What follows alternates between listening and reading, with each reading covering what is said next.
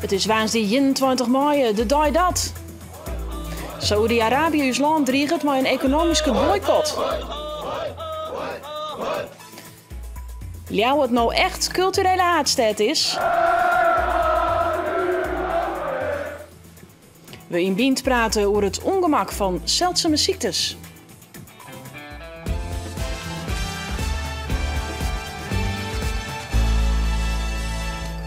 Goeien en welkom bij Bient. Mat je in het boetenland nou wol of net een veiligheidshesje bij je hè? En in wat voor kleur dan? En hoe zit het met de snelheid in de verskate Europese landen en de alcoholblaaspiepkes? Binnen Europa binnen soort zaken al op elkaar afstand, maar nog lang net alles. Op het gebied van toerisme en vakantie valt nog wel wat te regelen. Op het moment dat je ideeën hebt, ik ga bijvoorbeeld naar Frankrijk of naar Spanje, dan kun je bij ons langskomen. Dan kun je de routekaart ophalen. En op de routekaart staat alle informatie die je nodig hebt betreffende het land. Het hier een prachtige duivenmatten in Twiesel. Haast 1000 band die te meedogen aan een squal korfbaltoernooi. Maar van de middag gaat het mis. Een beton dugout bij een van de sportvelden Stwatien. Verskate band komen er onder te lanen en één bandje komt om het leven. Jouw oren liggen maar verwoenings in het ziekenhuis. Hoe moet je als squallen omgaan met een drama als dat van Jood? En wat kun je doen om de mensen die je bij belutsen binnen op te vangen? Ons coach is Ria Levering van Slachtofferhelp Ljouwert. Welkom. Ja, hoe werkt dat? Zo'n ongeluk gebeurt, wil je hem dan bellen voor dadelijk? Ja, tenminste, er wordt gekeken of de vraag is of slachtofferhulp ingezet moet worden. Dat beslist dan de politie, de chef van dienst, die ter plekke is. Dan wordt dat is voor ons een piketoproep. De piketoproep zegt ook al van dat we direct in moeten zetten. In dit geval is dat gebeurd. Ja, we zijn vanmiddag gebeld en er is ook direct overleg geweest. En er is een teamleider en vrijwilliger naartoe gegaan. Ja, dan kom je daar. Wat is dan de eerste prioriteit? Tenminste dat je je wel wendt tot de woordvoerder, dus degene die de leiding heeft. Dus je gaat niet gelijk direct aan het werk, je gaat eerst afstemmen van wat is de vraag, wat is er nodig. Ik heb begrepen dat het om 1000 kinderen gaat, dat is natuurlijk heel veel. Daarbij kun je natuurlijk ook onderscheid maken van welke kinderen waren direct bij betrokken, die hebben het ook gezien. Of welke kinderen hebben het gehoord. Daar zou je bij wijze van spreken een splitsing in kunnen maken. Dus je gaat toch wel kijken van welke groep moet nu als eerste opgevangen worden. Ja, en natuurlijk ook de andere of binnen de leerkrachten of binnen de ouders? Nou ja, het is wel belangrijk dat iedereen opgevangen wordt, maar wel op welke manier. Zijn er bijvoorbeeld ook kinderen die eigenlijk gewoon direct naar huis moeten? Hoe wordt dat geregeld? En natuurlijk ook de leerkrachten die daarbij betrokken zijn, hoe worden die bijgepraat? En worden die ook direct ingezet om groepen op te vangen? Ja, gewoon ouders die wien er ik bij. Oren die kwamen naar het plak van hoe zo of van het werk al naar dat sportveld daar. Ja. Dat wordt dan ik voor dadelijk, hoe we dat opvangen? Wat gebeurt er dan? Ik neem aan dat de politie daar wel een rol in neemt. Dus dat mensen zich ergens kunnen verzamelen en dan ook eerst wel te woord gestaan worden over het feit van wat er precies is gebeurd. Want dat is wat je wil weten. En natuurlijk wil je weten hoe het met je kind is. Ja, dan is er inderdaad een groep die het voor dadelijk nog hoe stak in, want die wieren net direct bij belutsen. Hoe moet je dan als ouders daarmee omgaan, dat die band thuis komen? Iedereen is natuurlijk geschrokken. En als ouders zijn, dan ben je zelf ook heel erg geschrokken. Het is wel goed om erover te praten. En wil je erover praten? Want ik kan me voorstellen dat het ene kind het wel wil en het andere niet. Dus het lijkt mij heel goed om af te stemmen op de kinderen van wat is wenselijk? Wat heb je nodig? Want als je moet praten en je wil niet praten, dan heeft dat geen zin. Maar dat wil niet zeggen dat zo'n kind daar niet mee bezig is.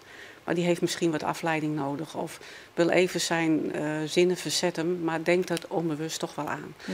Dus je moet het goed in de gaten houden, anders hoe je eigen been reageert daarop. Ja, en ouders kennen hun eigen kinderen het beste. Ja. Dus je weet ook wel hoe kinderen in een situatie kunnen reageren. Maar dit is natuurlijk wel heel heftig, dus voor sommige mensen misschien ook wel nieuw. Dus je zou kunnen zeggen van zo heb ik mijn kind nog niet eerder gezien. Ik kan me voorstellen dat je hiervan schrikt. Maar het is natuurlijk ook een hele heftige gebeurtenis. Dus eigenlijk de stressreacties die dat teweeg brengt, dat zijn normale reacties op een abnormale gebeurtenis. Ja. Dus ik denk dat dat er ook mag zijn. Maar ben je een kind wel wat Wat dat onderuit? Nou ja, kijk, dat is wel een mooie uitspraak, maar ja, ieder mens is uniek. Dus ik denk dat je heel goed moet kijken van hoe reageert mijn kind, hoe reageer ik zelf en kunnen we dit aan? Als je in de gaten krijgt van dit gaat gewoon over die grenzen heen, schakel dan hulp in. En dat kan zijn iemand die dichtbij je staat, maar het kan ook een huisarts zijn of iemand van school. Of misschien iemand van slachtofferhulp of maatschappelijk werk. Ja, want hoe belangrijk is die eerste opvang? Heel belangrijk, want ik denk dat het belangrijk is dat je gevoel, dat je je emotie kan uiten en dat je vooral ook je verhaal kwijt kan. En dat kan zijn iemand die het gezien hebt, die het wel meerdere keren wil vertellen. Want het is natuurlijk ook een manier van verwerken. Mm-hmm.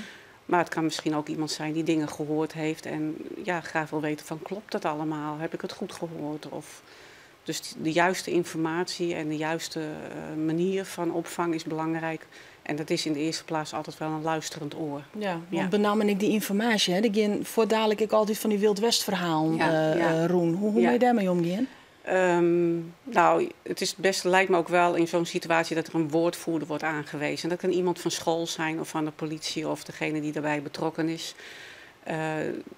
Of degene die de mensen ook kent. Dus ik denk ook iemand van school en die dan ook de juiste informatie overbrengt. En dat er zo volle mogelijk informatie jong wordt. Dat er net zo volle romte is maar om dat soort spookverhalen de juiste informatie. Dus je kunt heel veel informatie krijgen, maar wat is waar, wat klopt? Want daar hebben de mensen wat aan. Ja. En daar kunnen ze ook weer mee verder. Want dan vertrouw je op en spreek ook af wanneer er dus weer nieuwe informatie komt. Nou is morgen de eerste squaldag weer, na dit drama. Hoe kun je dat nou als squallen het beste oppakken? Nou, op school hebben ze vaak wel een logboek. Hè? Dus voor ingrijpende gebeurtenissen. Maar goed, zoiets overkomt school ook. Dus ik kan me voorstellen... Het is mooi op papier, maar... Dat leerkrachten ook bij elkaar gaan zitten en elkaar aankijken van hoe gaan we hiermee om. En daarom is het ook goed dat je voor die tijd bespreekt van gaan we nou een eerste opvang doen? Gaan we bij elkaar zitten in de hal of gaan we gelijk naar de klas? Ik kan me ook voorstellen dat je heel anders omgaat met de kinderen van groep 8 bijvoorbeeld als met kinderen van groep 1 en 2. Maar ze hebben het allemaal wel meegekregen. Ja, maar het is dus wel belangrijk om voordat de band op squallen komen, dat de leerkrachten eerst even apart bij elkaar komen. Absoluut. En ze kunnen natuurlijk, elke school kan ook gebruik maken van een vertrouwensarts, maatschappelijk werk. En natuurlijk ook als ze willen van slachtofferhulp. We kunnen altijd informatie verstrekken op de vragen die ze hebben. Uiteindelijk zullen ze dus zelf de opvang oppakken. Ja, en dat is ook het beste, want dan ben je bezig. Want wat is een goede strategie? Als die bijna op squallen komen, maar voor dadelijk de wiskundeboeken erbij pakken? Of toch even een kringgesprek? Wie zal het zeggen? De leerkracht kent zijn kinderen het beste. Dus de structuur is eigenlijk altijd het beste. Maar als je bijvoorbeeld vandaag een proefwerk hebt staan of morgen... kan me voorstellen dat je zegt, nou dat stellen we even uit. Maar is het wel raadzaam om mijn elkaar er even over te hebben? Jazeker. Voordat je begint? Ja, en het lijkt me dan wel toe dat je een aangepast programma hebt. Ja.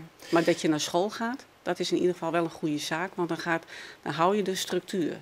En dat is gewoon de dagelijkse bezigheden. Om die door te laten gaan. En dat begint al met de voeding, eten, drinken op tijd naar school, toch naar bed gaan, ondanks je nog wel zit te malen in je hoofd naar alles wat er is gebeurd.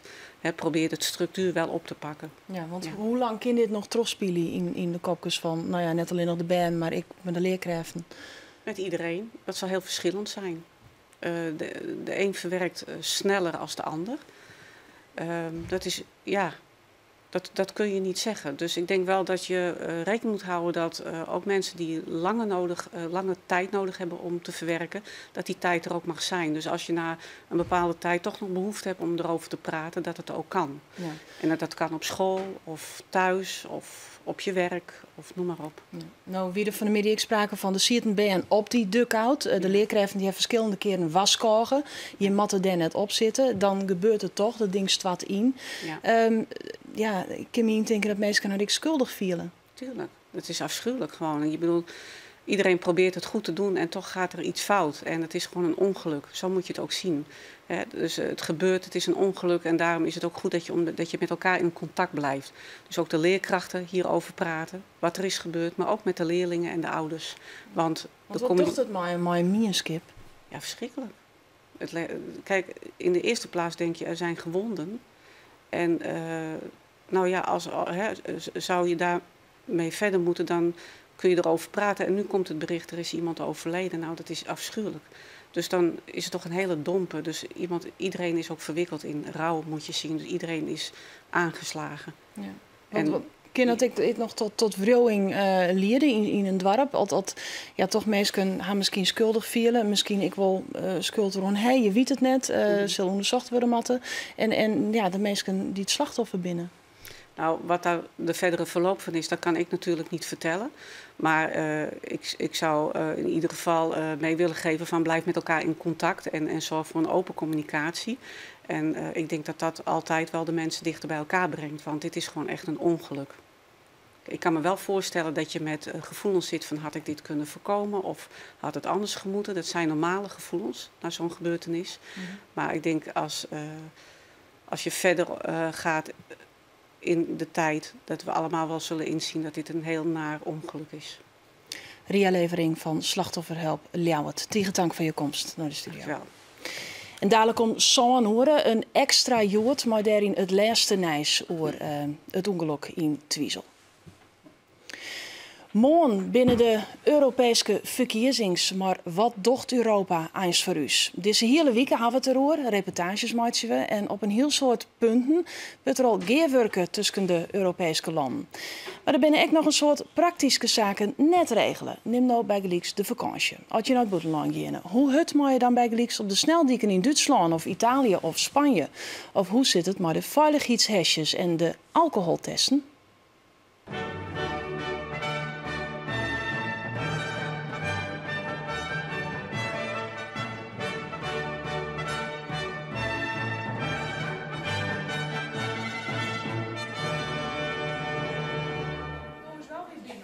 Wat dat betreft zijn we natuurlijk wel één Europa. Je kunt mooi zo de grens over.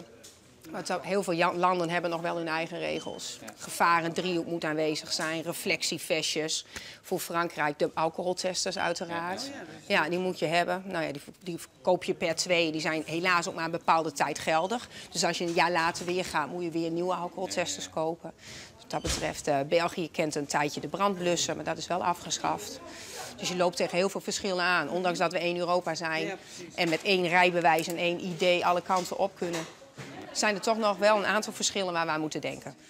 Een tolvignet bijvoorbeeld voor Oostenrijk, Zwitserland, wat natuurlijk onder Europa valt, heb je een tolvignet nodig. Je ziet hier al wel iets van de zones. Maar ja, zo heb je dus inderdaad voor Duitsland een milieusticker nodig. Oostenrijk kent een tolvignet, Zwitserland kent een tolvignet. Nou ja, als je bijvoorbeeld naar Kroatië reist, dan is het dan van belang dat je tol aan de grens betaalt. Dat geldt ook voor Frankrijk. En we hebben dan ook op alle kaarten de informatie staan van de hoogte van de toltarieven bijvoorbeeld en de hoogte van de vignetten. En die van Duitsland schaft u dus eenmalig aan. Duitsland is net nieuw, of een jaar of 2 nu, de milieusticker. Op het moment dat je een grote stad bezoekt, moet je een sticker hebben voor op je auto, afhankelijk van wat voor soort auto je hebt. Een gevarendriehoek, reflectievestjes zijn ook bijna alle landen al verplicht. Wij hebben bijvoorbeeld een TomTom. Daar kun je in Nederland de flitsinformatie op zetten. En voor het buitenland is het zo dat dat dan weer niet mag. Dus dan moet je dat er weer afhalen. Alcoholtesters, die zijn voor Frankrijk. Nou, dat is nog steeds een discussie. Ik ben wel verplicht of niet verplicht. Wij geven hier nog wel het advies om ze maar bij je te hebben om ellende te voorkomen. Dus Europa is nog net clear? Nee, nog niet. Nee. Maar een heleboel dingen gaan echt hartstikke goed aan, hoor. Ja, maar het is toch wel vreemd dat deze zaken nog net regelen binnen en oren zaken wol. Hè? Het mat, dat oors klopt, ja. In de toekomst. Ja, is dat zo? Ja, vies net. Dat het oorsmat in de toekomst, Europa. En alles hetzelfde. Ja, harmonisatie heet dat. Maar voor ons werk misschien niet. Maar...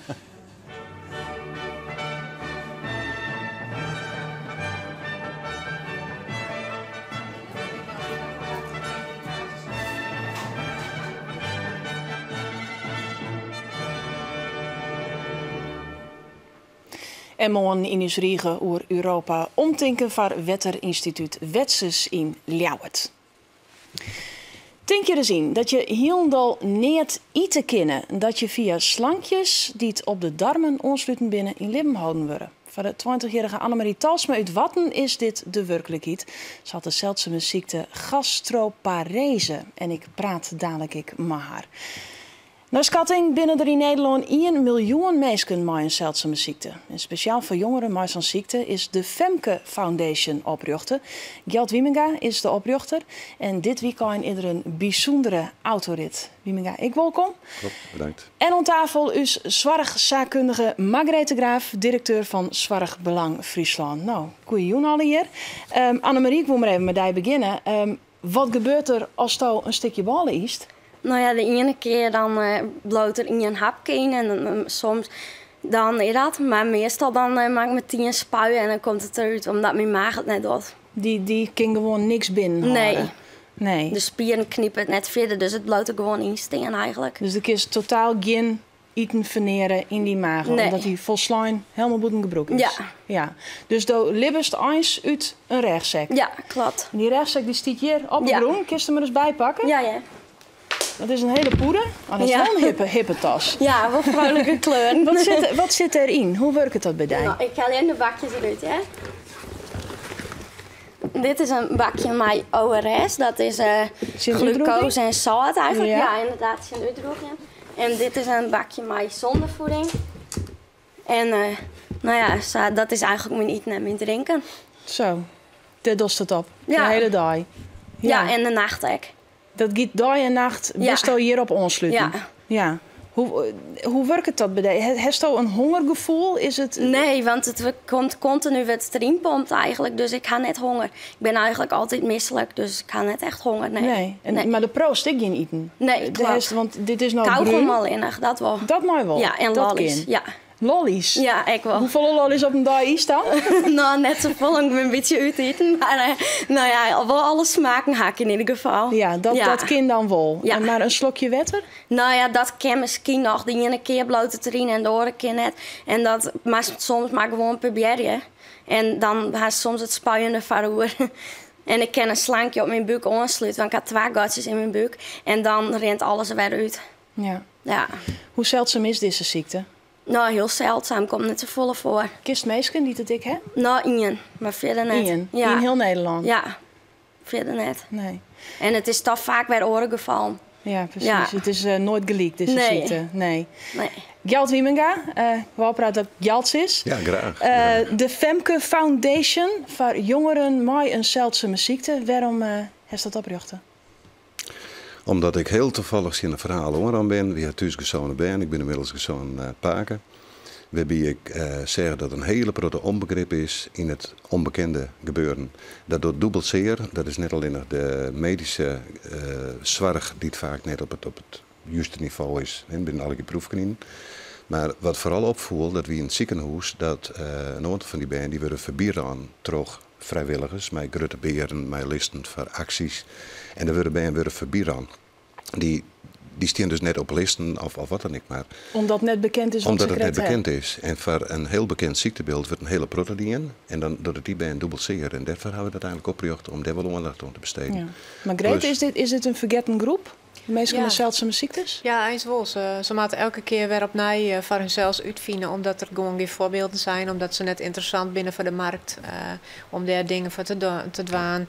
Omdat elke partij zegt, we willen wat doen. We beginnen met een grote groep. En dan krijg je elke keer dezelfde size grote ziektebeelden. En dit komt altijd onderaan. Dus ik vind het hartstikke mooi dat het hier speciaal voor is. Ja, is dat belangrijk dat zo'n Femke Foundation er dan is? Ja, zeker. Want bij mij slimme of zeldzame of onbekende ziektebeelden soms een juiste echt niks aan een ben. En als familie was dan elke keer weer uitlezen van ja, maar er is wel wat slims mis. En ik had daar een proteststress van.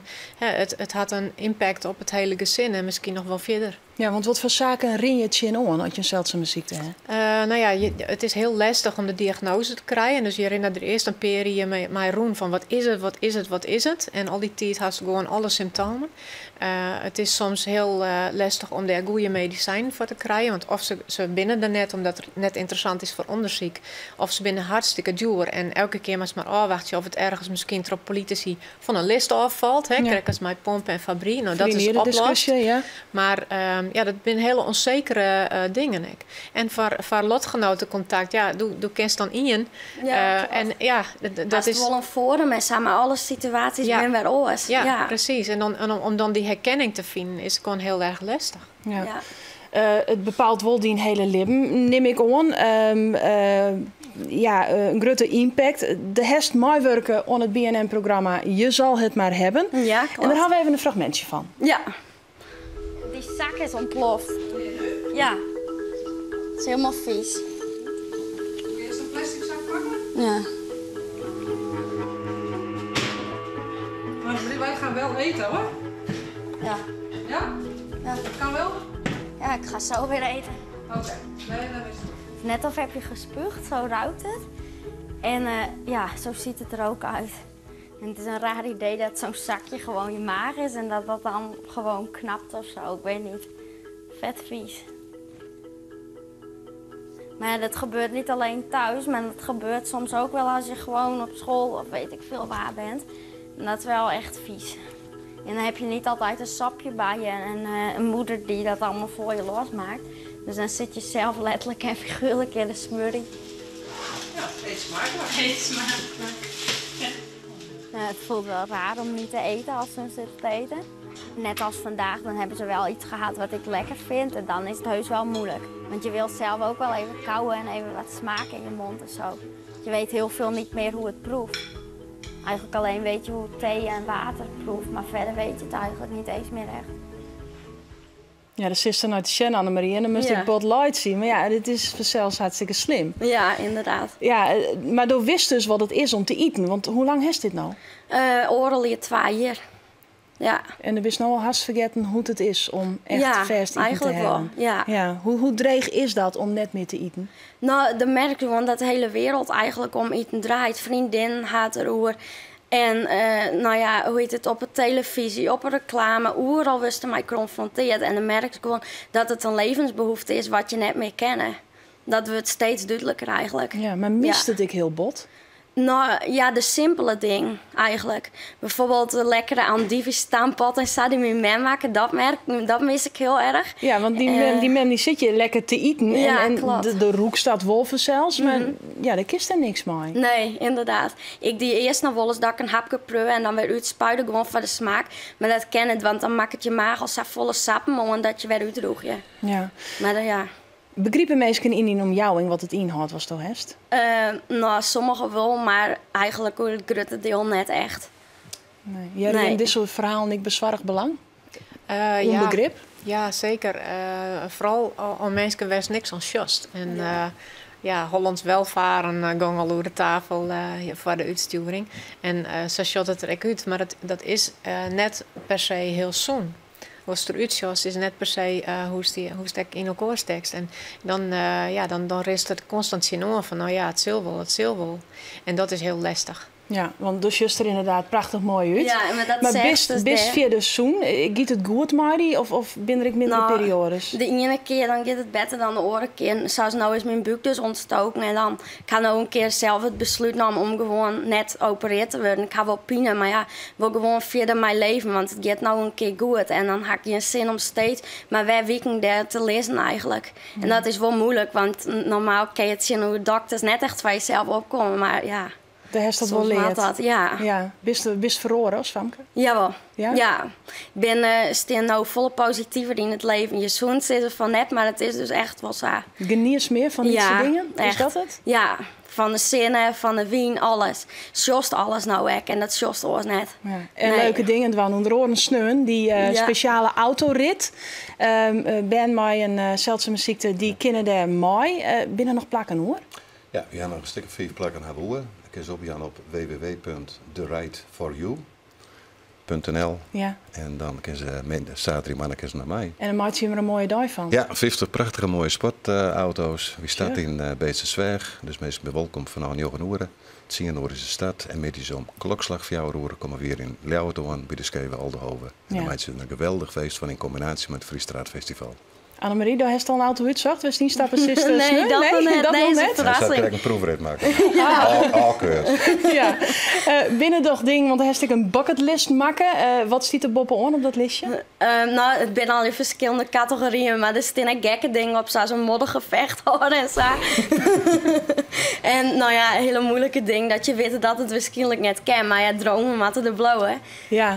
Hoe Dream sprutsen, dit komt ik uit dat BNN-programma. Ja. Dream, hest op de morre graffiti spuiten. Ja, klopt. Wie het een dream om dit te spuiten? Ja, of, dat wil ik heel graag. En dat ken eigenlijk normaal van mijn long net echt, maar ik voel het gewoon heel graag. Ja, want toen heb ik nog astma. Ja, daar komt het al je terug eigenlijk. Ja, dat is de boosdoener. Ja. Maar is het een dream om toch nog iets te doen Wat Bob on die lijst ziet? Ja, nou ja, eigenlijk wil ik gewoon die hele lijst helpen. Dat is mijn grootste droom, ja. Maar ja, zoals op vakantie gaan, dan zou dat zo wel heel fijn wezen. Oké. Nou, we hopen dat het alle hier nog mogelijk is. Ja. Tegen dank dat je hier alle hier aanwezig bent. Dank u wel. Ja, dan zorgen we alvast nog even vooruit naar morgen. Het is een speciale dag, want 10 scootjes zullen zielen op de Kralingse Plas. Het Rotterdams Philharmonisch Orkest die had er een speciale compositie maken.